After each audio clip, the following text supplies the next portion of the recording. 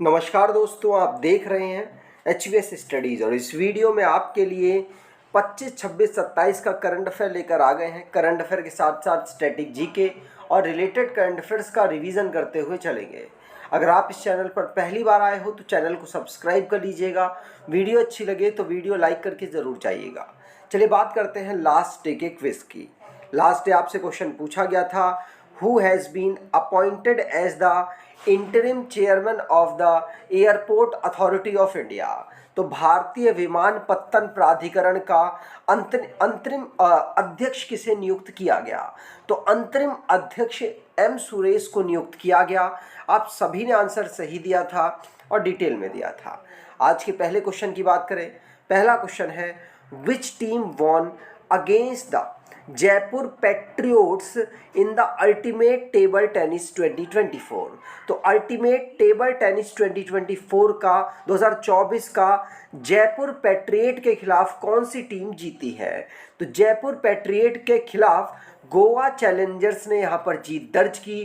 Table tennis का ये जो टूर्नामेंट है वो हुआ था ultimate table tennis tournament. Goa Challengers ने जयपुर पैट्रियट को यहाँ पर हरा दिया है। ठीक, अब स्पोर्ट्स से रिलेटेड जो क्वेश्चंस बने हैं उनको रिवाइज करते हैं। पहला क्वेश्चन पढ़ लिया। दूसरा, सत्य प्रकाश सांगवान ये safe D mission Paralympic 2024 Paris में होगा, उसके लिए इनको नियुक्त किया गया। हॉकी इंडिया जिसके गोलकीपर PR सरजेस, इन्होंने रिटायरमेंट की घोषणा कर दी है और अब इनको Indian junior men's hockey team का कोच बना लिया गया, चीफ कोच बनाया गया है।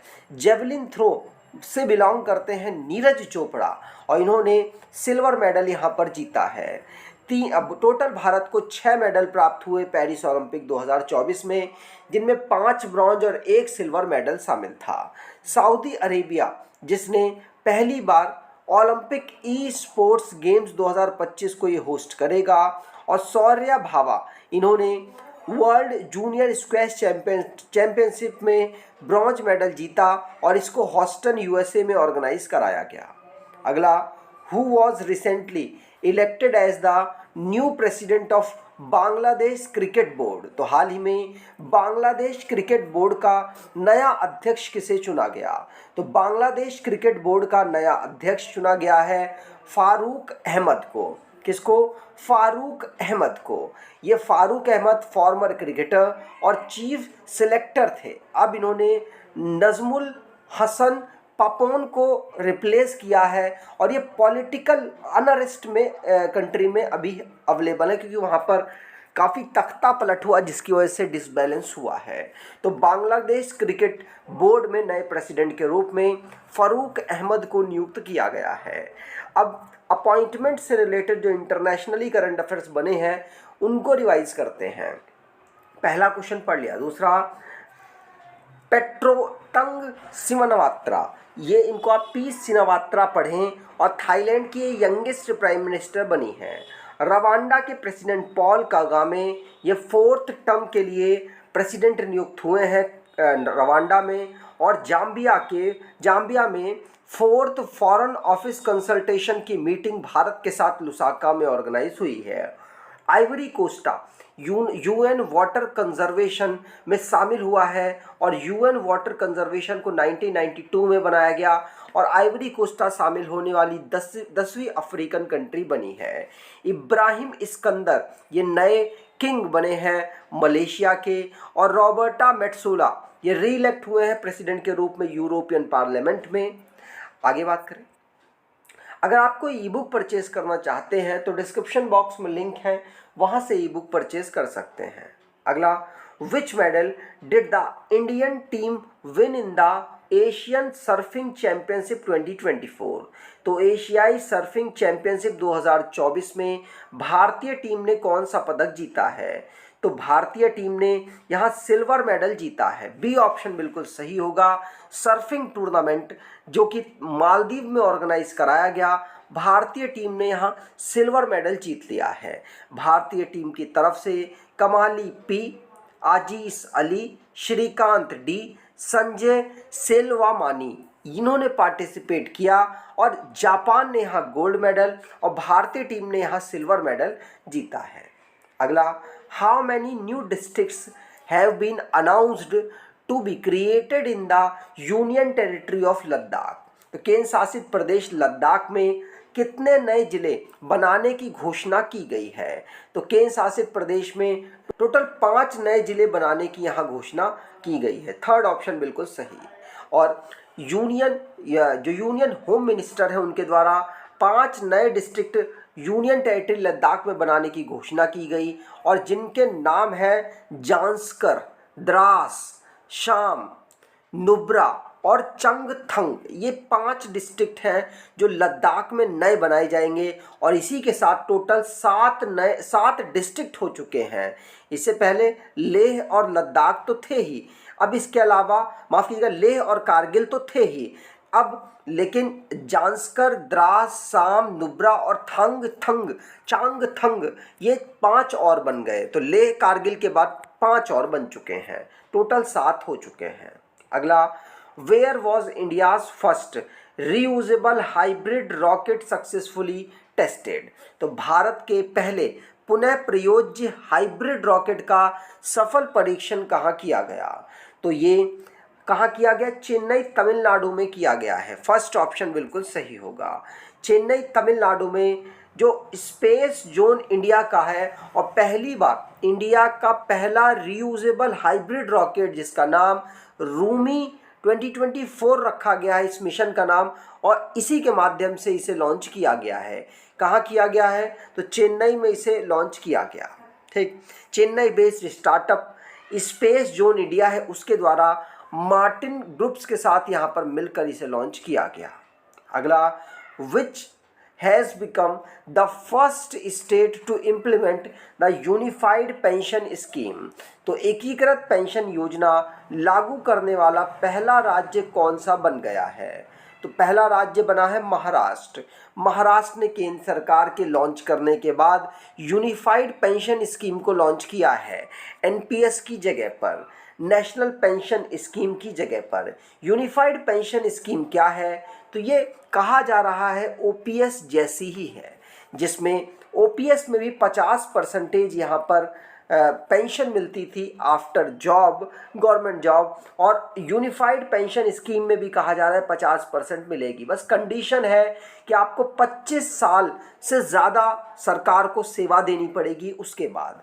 और जो ओपीएस है उसमें कुछ कटता नहीं था यहाँ पर, लेकिन 10% जो एनपीएस के तरह ही कटेगा एम्प्लॉयज़ से। उसके बाद लास्ट जो आपका ईयर होगा सर्विस का उसमें एवरेज निकलेगा आपका बेसिक का, और उसी एवरेज से जो भी अमाउंट बनेगा उसका हाफ आपको पैसा पेंशन के रूप में मिलेगा।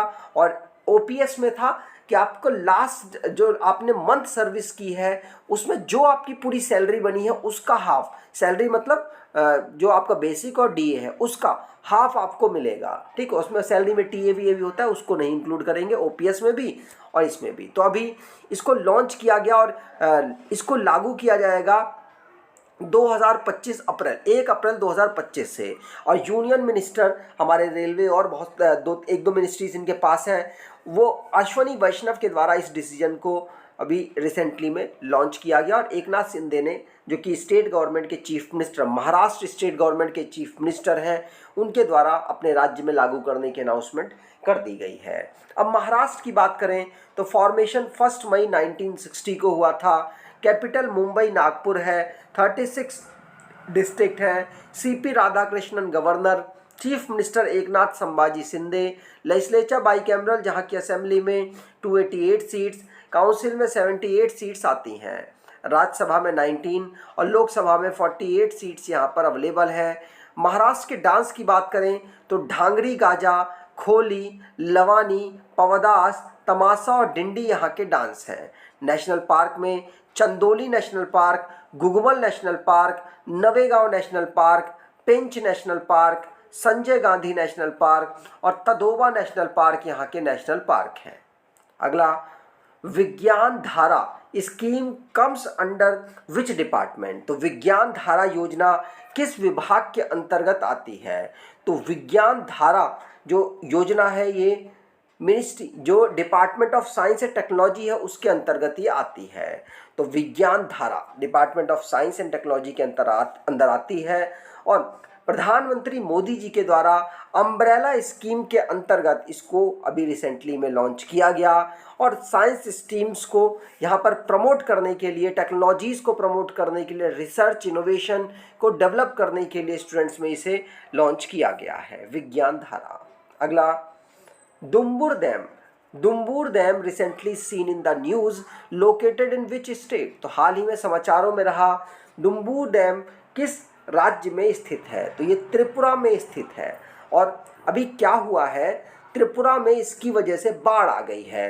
तो त्रिपुरा में बाढ़ आने की वजह से बांग्लादेश ने काफ़ी पानी इस डैम के पास छोड़ दिया, जिसकी वजह से डुम्बू डैम की ओपनिंग खोलनी पड़ी और त्रिपुरा में बाढ़ की सिचुएशन बन गई, इसीलिए चर्चाओं में रहा है। ठीक, आगे अगला question, recently a south Indian adivasi knowledge centre called Kanu was launch in which state. तो हाल ही में किस राज्य में कानू नामक एक दक्षिण भारतीय आदिवासी ज्ञान केंद्र शुरू किया गया? तो ये शुरू किया गया है कर्नाटका में। कानू याद रखिएगा, ये साउथ इंडिया का आदिवासी नॉलेज सेंटर है कानू, जिसको कर्नाटका में अभी BR हिल्स में लॉन्च किया गया है। ठीक, ध्यान रखेंगे, पूछा जा सकता है। 25 अगस्त को ये लॉन्च किया गया। अगला, recently which space organization has launched tanager one satellite to track methane emission. तो हाल ही में किस अंतरिक्ष संगठन ने मीथेन उत्सर्जन पर नज़र रखने के लिए टेनेजर-1 सैटेलाइट लॉन्च किया है? तो ये लॉन्च किया है नासा ने। ये मीथेन पर नज़र रखने के लिए, मीथेन एमिशन पर नज़र रखने के लिए टेनेजर-1 को इन्होंने लॉन्च किया है। ठीक, अब लास्ट डे के करंट अफेयर्स को रिवाइज करें तो M सुरेश ये interim chairman airport authority of India के बन गए हैं। इंडिया जो कि को होस्टिंग बना है online radicalisation with European union. और राजेश नाम्बियर ये चेयरमैन बने हैं नासकॉम के। और वर्ल्ड बैंक जिसने वर्ल्ड का पहला carbon removal bond fund Amazon reforestation को लॉन्च किया है। और गुजरात में काकरापारा एटॉमिक पावर स्टेशन है और वो अभी चर्चाओं में रहा और सेकंड हाईएस्ट एनर्जी प्रोड्यूस करने की वजह से। सतारा महाराष्ट्र का पहला सोलर विलेज इनॉग्रेट हुआ है। और बिहार में एक पहला काओ डंक गैस प्लांट इनॉग्रेट किया गया गोबर गैस धन योजना के अंतर्गत। अगला, सीजियम ये एलिमेंट एटॉमिक क्लॉक पर यूज़ किया जा रहा है, जिसकी वजह से चर्चाओं पर रहा। मार्स में साइंटिस्टों ने डिस्कवर किया है लिक्विड वाटर, इसीलिए चर्चाओं में रहा। और नेशनल स्पेस डे हम 20 अगस्त को ऑब्जर्व करते हैं। पहली बार इसे ऑब्जर्व किया जा रहा है क्योंकि इसी दिन हमने चंद्रयान 3 की सक्सेसफुल लैंडिंग कराई थी। अब आज के क्विज की बात करें तो who was recently elected as the new president of Bangladesh cricket board. तो बांग्लादेश क्रिकेट बोर्ड के नए अध्यक्ष के रूप में किसे नियुक्त किया गया? कमेंट बॉक्स में डिटेल में आंसर दीजिएगा। अगर आपको ये वीडियो अच्छी लगी है तो आपसे अनुरोध करूंगा वीडियो को लाइक कर दीजिएगा, चैनल को सब्सक्राइब कर लीजिएगा। धन्यवाद।